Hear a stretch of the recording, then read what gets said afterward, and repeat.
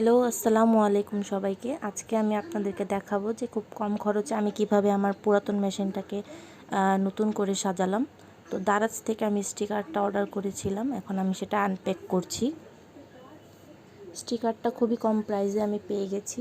তো দারাজে খুব কম প্রাইসে অনেক ভালো ভালো জিনিস পাওয়া যায়। তো স্টিকারটা আমি আনপ্যাক করছি।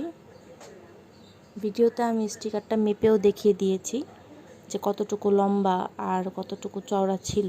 বেশ ভালোই বড় ছিল। স্টিকারটা আমার মেশিনে লাগানোর পরেও কিছুটা বেঁচে গিয়েছে, তো আমি সেটা রেখে দিয়েছি, সেটা পরবর্তীতে অন্য কোনো কাজে লাগাবো। তো দেখতেই পাচ্ছেন স্টিকারের প্যাটার্নটা খুবই সুন্দর। তো এটা চওড়া ছিল 34 ইঞ্চি আর লম্বা ছিল হচ্ছে 24 ইঞ্চি। ফিতা দিয়ে আমি মেপে দেখিয়ে দিয়েছি, ভিডিওতে দেখতেই পাচ্ছেন। তো স্টিকারটা আমি মেশিনের আকার অনুযায়ী দাগ দিয়ে কেটে নিয়েছিলাম, দেন হচ্ছে স্টিকারটা মেশিনের উপর লাগিয়েছি। দেখতে পাচ্ছেন খুব সুন্দর।